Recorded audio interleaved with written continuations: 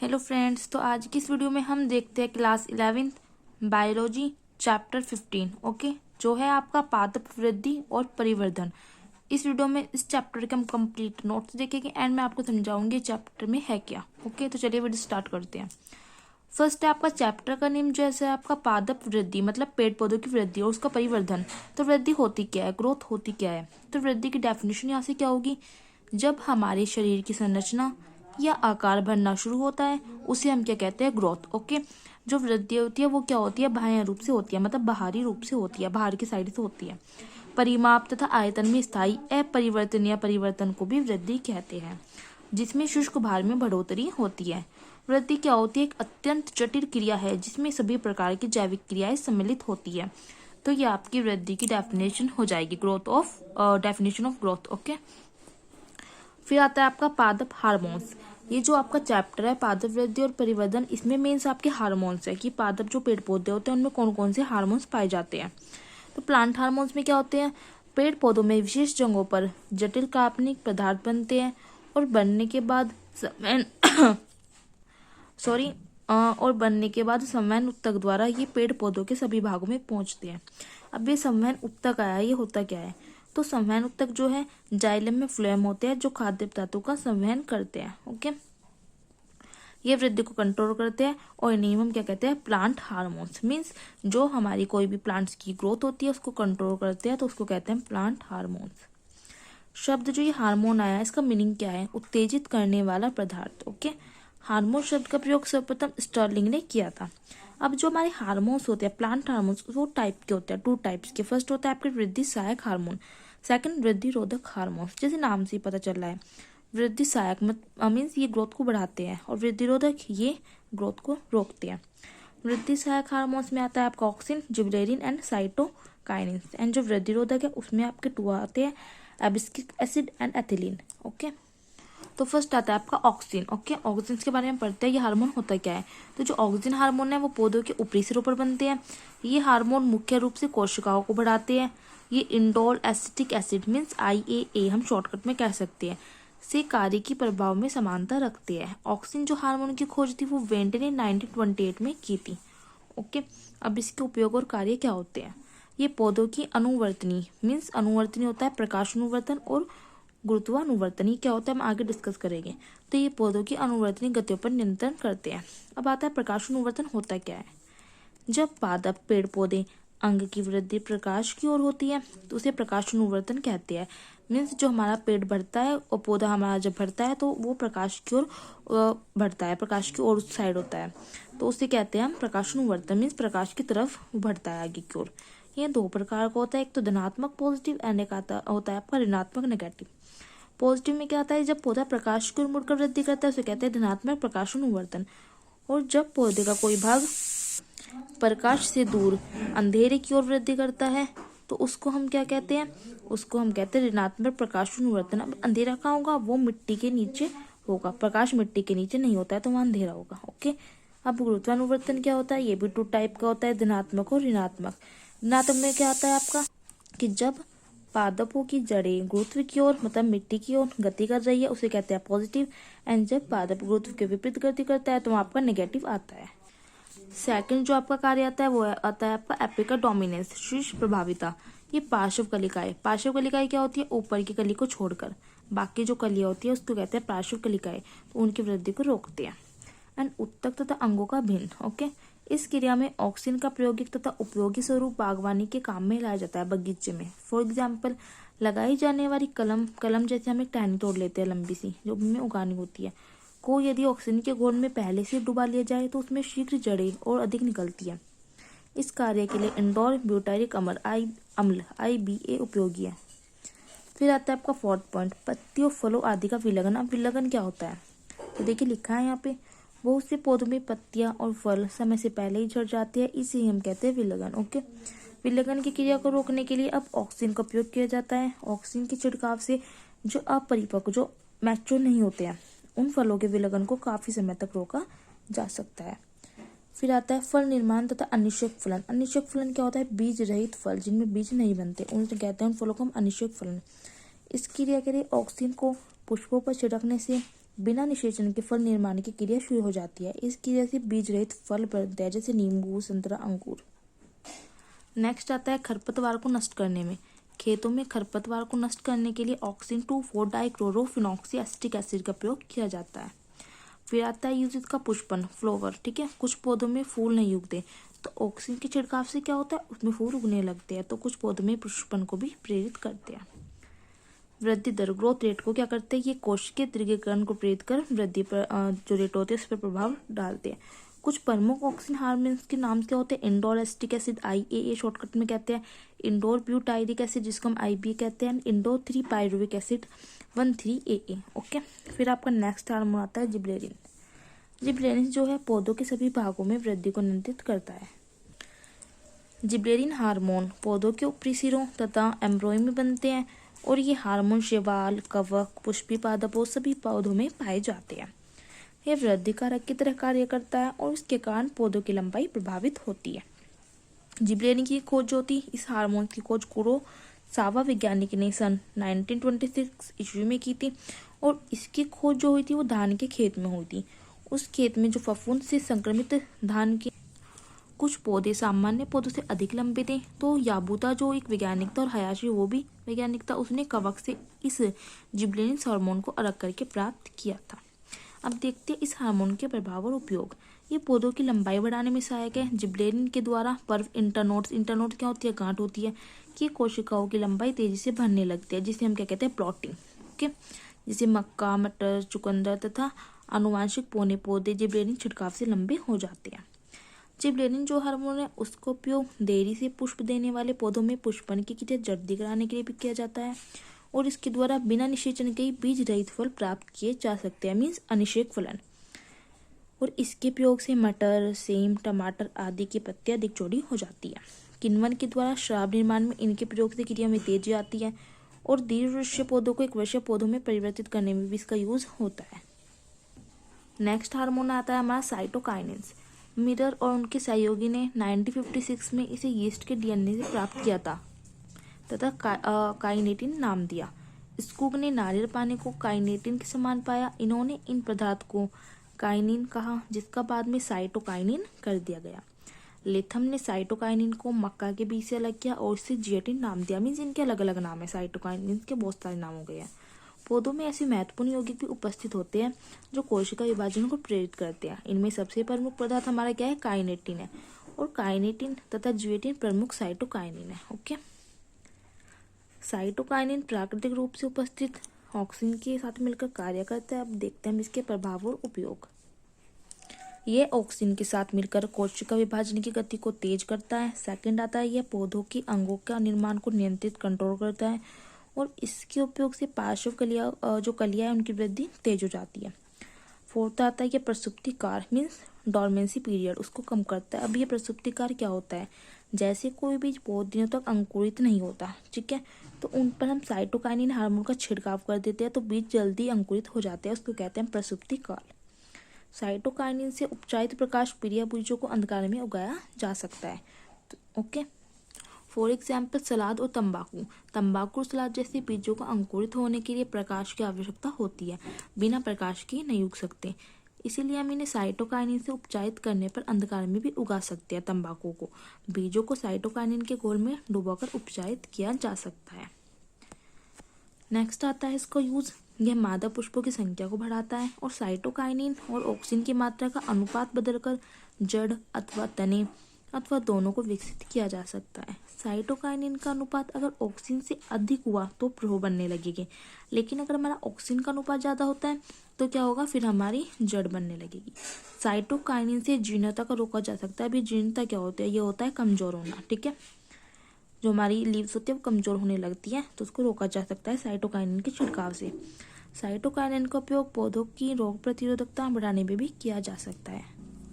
तो ये आपके वृद्धि सहायक हार्मोन्स थे। ओके, अब हम देखते हैं वृद्धि रोधक हार्मोन्स, ग्रोथ इनहिबिटर्स, जो वृद्धि को रोकते हैं। तो वो आपके कौन से होते हैं, एब्सिसिक अम्ल, ओके, और एक होता है आपका एथिलीन। तो आपका एब्सिसिक एसिड क्या होता है, एब्सिसिक एसिड वृद्धि रोधक हार्मोन है, यह कोशिका विभाजन को रोकता है, इसीलिए इसे हम क्या कहते हैं, वृद्धि रोधक हार्मोन कहते हैं। कॉल्स और एडिकेट ने सन 1961 से 1965 में कपास के पौधों की पुष्प कलिकाओं से इसे अलग किया था। इसकी यूजेज क्या है कि इसके घोल को पत्तियों पर छिड़कने से पत्तियों में जीर्णावस्था उत्पन्न हो जाती है। जीर्णावस्था कैसे होती है? जैसे ही जो हमारे ये एपिसिस के हार्मोन्स है उसको पत्तियों पर छिड़का जाता है तो उनका क्लोरोफिल नष्ट हो जाता है, जो उनमें पर्णहरिम होता है क्लोरोफिल, और पत्तियां लगभग 2 से 3 दिन में गिर जाते हैं। इस अवस्था को हम कहते हैं जीर्णावस्था। ओके, सेकंड आता है यह कोशिका विभाजन और कोशिकाओं को लंबा होने से रोकता है।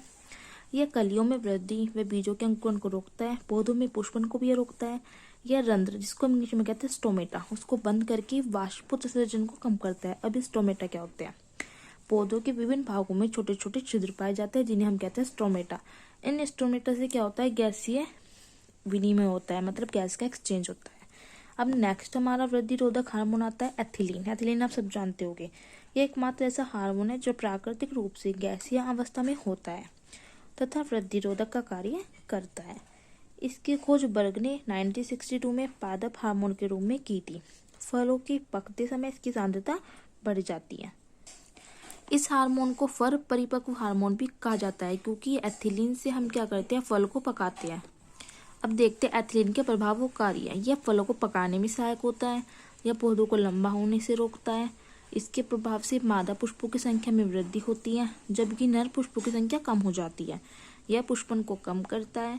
यह पत्तियां, फलों व पुष्पों के विलगन को भी तीव्र करता है। विलगन मैंने आपको बताया, जब पत्तियां गल के टूटने लगती है उसे कहते हैं विलगन, तो उसको क्या करता है? तीव्र करता है, मतलब जल्दी झड़ती है पत्तियां। तो हमारे हार्मोन्स कंप्लीट हो जाते हैं। अब हम देखते हैं जो ये हार्मोन्स है, पेड़ पौधों के हार्मोन्स, प्लांट हार्मोन्स, इनका हमारे जीवन पर प्रभाव क्या पड़ता है। ठीक है, तो जीवधारी की वृद्धि शरीर की सभी जैविक क्रियाओं के फलस्वरूप होती है। कुछ क्रियाएं उपचयी तथा कुछ अपचयी होती है। कुल मिलाकर उपापचय क्रियाओं में संश्लेषी क्रियाओं की मात्रा अधिक है। वृद्धि विभिन्न प्रकार से मापी जा सकती है, जैसे अमाप में वृद्धि लंबाई चौड़ाई से माप सकते हैं, मात्रा में वृद्धि भार से, संख्या में वृद्धि विभाजन से। ओके, अमाप में जो वृद्धि होती है वो 4 चरणों में कंप्लीट हो जाती है। फर्स्ट प्रारंभिक lag phase, second log phase, third decline phase and fourth senescent phase. वह समय जिसमें उपयुक्त चारों चरण कंप्लीट होते हैं वो क्या कहता है? आपका स्मृत वृद्धि काल कहलाता है। पौधों में वृद्धि का ग्राफ जो है वो सिग्मोइड अथवा एस के आकार का होता है। इसमें वृद्धि पहले धीमी होती है और फिर तीव्र होते हुए अधिकतम पर पहुंच जाती है और अंत में समाप्त हो जाती है। इसे हम कहते हैं डिक्लाइन। ओके, अब आता है हमारा जो हमारे हार्मोन्स थे ऑक्सिन, जिबरेलिन, ये सब, तो इनके हम केमिकल स्ट्रक्चर देखेंगे। ऑक्सिन का पता कोल तथा स्मिथ ने लगाया। इसे उन्होंने मानव के मूत्र के क्रिस्टलीकरण द्वारा प्राप्त किया तथा ऑक्सेनो ट्राइओलिक एसिड नाम दिया। तो ये हमारे कुछ ऑक्सीन होते हैं NaAIAA, और एक होता है हमारा 2,4-D। तो ये हमारी ऑक्सीजन की स्ट्रक्चर एग्जाम में पूछ ली जाती है, किसी भी ऑक्सीजन की स्ट्रक्चर तो आप बना सकते हो। ओके, फिर आती है हमारी जिब्रेलिन की स्ट्रक्चर। तो ये हमारी जिब्रेलिन की स्ट्रक्चर है। याबूता तथा हियाशी ने जिब्रेरा फ्यूजिकोराई से इसे प्राप्त किया और जिब्रेलिन ए नाम दिया। तो आपके जिब्रेलिन की स्ट्रक्चर है जो आपको ड्रॉ कर लेनी है। ओके, नेक्स्ट आती है हमारी साइटोकाइनिन की स्ट्रक्चर। तो आपको स्ट्रक्चर ड्रॉ कर लेनी है। फ्रेंड्स, ये काफ़ी पे मतलब ऊपर की साइड बननी थी तो मैंने बॉन्ड ये काफ़ी लंबा कर दिया। आप ये बॉन्ड इतना लेंथली लंबा मत बनाना, ये पास में कर देना। ये इस से अटैच है और ये वाला कुछ नहीं है। ओके, ना कुछ अटैच नहीं है, तो आप बना लेना। फिर आती है आपकी एब्सिसिक एसिड की संरचना, कुछ इस तरह से इसकी स्ट्रक्चर जो आपको ड्रॉ कर लेनी है। एंड फिर एथिलीन की स्ट्रक्चर तो आप सब जानते हो कि 2 कार्बन के बीच में डबल बॉन्ड होता है और इससे हाइड्रोजन जुड़े होते हैं, CH2 एंड CH2 और डबल बॉन्ड होता है। फिर आता है वृद्धि का मापन, मेजरमेंट ऑफ ग्रोथ। तो वृद्धि के प्रभावों को ध्यान में रखकर हम ग्रोथ को नापते हैं। पौधों में वृद्धि नापने की बहुत सी विधियां होती है। फर्स्ट आती है सामान्य पैमाने से, बाई स्केल। सामान्य पैमाने से वृद्धि से पूर्व तथा बाद में माप ले ली जाती है तथा फिर गणना की जाती है। सेकंड आता है वृद्धि मापी द्वारा, बाई ऑक्सीनोमीटर्स। रेखीय वृद्धि मापने के लिए अनेक प्रकार के वृद्धि मापी मिलते हैं। फॉर एग्जाम्पल चाप वृद्धि मापी या वेफर का घेनी वृद्धि मापी। ये 1 नंबर का वेरी शॉर्ट क्वेश्चन आ जाता है। क्षैतिज सूक्ष्मदर्शी द्वारा बाई हॉरिजॉन्टल माइक्रोस्कोपी, इसका एक मेथड होता है। ओके, इस चैप्टर का आपका नेक्स्ट और लास्ट टॉपिक आता है वसंतीकरण। कि वसंतीकरण होता क्या है। तो रूसी वैज्ञानिक लाइसेनको ने सर्वप्रथम 1938 में वसंतीकरण शब्द का प्रयोग किया। कम ताप पर पौधों में पुष्पन क्रिया आरंभ करवाने को वसंतीकरण कहते हैं। मतलब टेम्परेचर तो कम हो लेकिन उस पौधों में पुष्पन क्रिया शुरू करवानी हो तो उसको कहते हैं वसंतीकरण। फॉर एग्जाम्पल फसलों का बोने तथा पकने का समय क्या होता है, निर्धारित होता है। जैसे गेहूं कम ताप मीन्स सर्दी में बोया जाता है, लेकिन परंतु फल अथवा दाने जो अधिक ताप गर्मी पर काटे जाते हैं। कुछ गेहूं की किस्में ऐसी भी होती है जो वसंत में बोई जाती है तथा गर्मी में काटी जाती है। बसंतीकरण का संवेदन विभजित कोशिकाओं के अग्रभाग पर पाया जाता है। ग्राफ्ट कट लगाने से ओके, इसका दूसरे पौधे में भी प्रवेश कराया जा सकता है। वह रासायनिक पदार्थ जो संवेदन ग्रहण करता है वर्नेलिन कहलाता है। फिर आता है वसंतीकरण का महत्व। तो वसंतीकरण द्वारा पौधों को प्राकृतिक कुप्रभाव जैसे कोहरा, पाला इनसे बचाया जा सकता है। इस क्रिया द्वारा पौधों में प्रकाश संश्लेषण क्रिया तीव्र गति से होती है, तो आपका ये वसंतीकरण कंप्लीट हो जाता है। फ्रेंड्स मैं आपको स्टार्टिंग से दिखा रही हूँ, तो वीडियो को पॉज करना है, अपने नोट्स को प्रिपेयर कर लेना है। ये कंप्लीट चैप्टर है। अगर आपको नोट्स अच्छे लगते हैं तो आप लाइक करें, चैनल को सब्सक्राइब करें एंड कमेंट्स भी करें और शेयर भी जरूर करें, ताकि जो आपके दोस्त हैं उनकी भी हेल्प हो सके। तो चलिए मैं आपको स्टार्टिंग से वीडियो दिखाती हूँ। तो देखिए फ्रेंड्स, स्टार्टिंग से मैं आपको चैप्टर दिखा रही हूँ, तो आपको वीडियो को पॉज करके नोट्स को प्रिपेयर कर लेना है। और पीछे से जो वॉइस आती है प्लीज़ उसको इग्नोर करें, क्योंकि हमारे घर में काम चल रहा है, तो इस वजह से ऐसी वॉइस आती रहती है। और कोई प्राइवेट रूम भी ऐसा नहीं है कि मैं वहाँ पर जाके बना लूँ वीडियो, बाहर से साफ आवाज़ आती है। ओके, तो प्लीज़ इसे इग्नोर करें। और जैसा मैंने लिखा है आपको बिल्कुल ठीक वैसे ही लिख के अपने नोट्स प्रिपेयर कर लेने। और लैंग्वेज मैंने काफ़ी इजी लिखी है, तो ठीक है, आपको लैंग्वेज पढ़ोगे तो समझ आ जाएगा आसानी से। फ्रेंड्स ये नोट्स कंप्लीट होने के बाद अगर आप मॉडल ले सकते हो मास्टरमाइंड का, तो उसमें से भी कुछ क्वेश्चन आप कर सकते हो। ओके, तो आपकी बहुत अच्छे से भी तैयारी हो जाएगी। और नोट्स काफ़ी इजी लैंग्वेज में फ्रेंड्स आप देख ही सकते हो।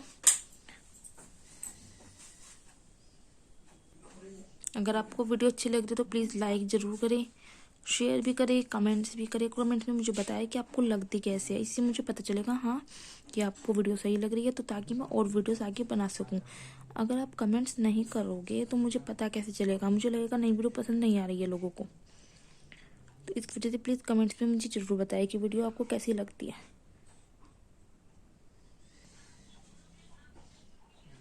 काफ़ी ईजी लैंग्वेज में नोट्स आप देख सकते हो। आप कहोगे तो मैं इसकी PDF भी डाल दूंगी, पर मुझे प्लीज़ कमेंट बॉक्स में बताएं। किसी टॉपिक पे आपको वीडियो चाहिए तो आप मुझे वो भी बता सकते हो, मैं आपके लिए वो वीडियो प्रोवाइड कर दूंगी। वीडियो को शेयर करना ना भूलें, क्योंकि वीडियो बनाने में फ्रेंड्स बहुत ज़्यादा टाइम लगता है, हमें एडिटिंग भी करनी होती है, तो इसलिए प्लीज़ शेयर ज़रूर करें, ताकि आपके जो फ्रेंड्स से मैं वीडियो डालती हूँ तो कम से कम जो आपके और फ्रेंड्स हैं उनकी भी हेल्प हो सके। तो शेयर ज़्यादा से ज़्यादा करें।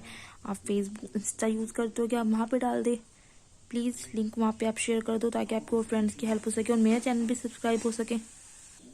फ्रेंड्स जो यहाँ पे ये हार्ड वर्ड होते हैं ना काफ़ी, मैंने उनका भी मीनिंग ईजिली में लिखा है। जैसे यहाँ पे इंटर नोट्स है, इसका मीनिंग क्या होता है, गांठ होती है। तो मैंने भी छोटे छोटे जो काफ़ी हार्ड वर्ड है उनका मीनिंग लिख दिया है, ताकि क्योंकि बायोलॉजी की लैंग्वेज ऐसी होती है कि जल्दी से इसमें जो वर्ड्स है वो समझ नहीं आते हैं। तो आप जितना बायो को इजी वे में समझोगे ना, उतना आपको जल्दी इजी समझ आएगा, क्योंकि इसमें लैंग्वेज काफ़ी हार्ड होती है और समझ नहीं आता है वर्ड्स का मीनिंग होता क्या है।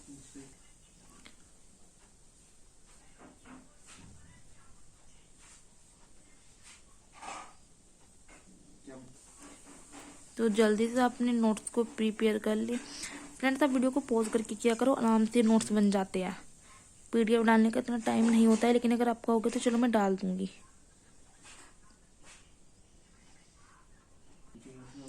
देखिए फ्रेंड्स कितनी इजी लैंग्वेज है, मैंने आपको समझाने के लिए कितनी इजी लैंग्वेज में क्या है। तो आप मेरे चैनल को शेयर कर सकते हो, इतना तो यार कर ही सकते हो। आप चैनल को शेयर करें, लाइक करें, प्लीज़ ज़रूर करें, आप नहीं करते हो क्योंकि। और फ्रेंड्स मेरा एक नेक्स्ट चैनल भी है कीर्ति व्लॉग्स के नाम से, तो प्लीज़ आप वो चैनल भी सब्सक्राइब कर देना अगर आपने नहीं किया है अब तक, और वो भी शेयर कर देना।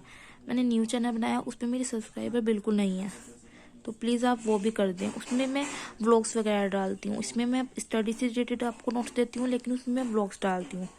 तो अगर आपने वो चैनल सब्सक्राइब नहीं किया है तो प्लीज़ आप वो भी कर दो। और अगर आपको बायोलॉजी की बुक्स पता करनी है कि आप कौन सी नोट्स अच्छे हैं बायोलॉजी के, तो आप मुझे कमेंट बॉक्स में बताना, मैं उसके लिए भी एक वीडियो बना दूंगी कि मैं कौन सी बुक से स्टडी करती थी। ओके,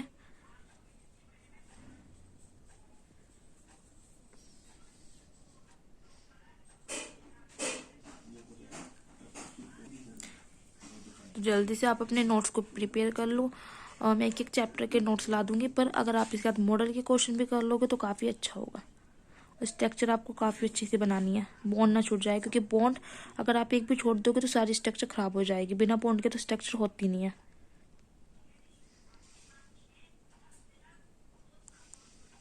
स्ट्रक्चर काफ़ी इंपॉर्टेंट है, एग्जाम में स्ट्रक्चर आ जाती है।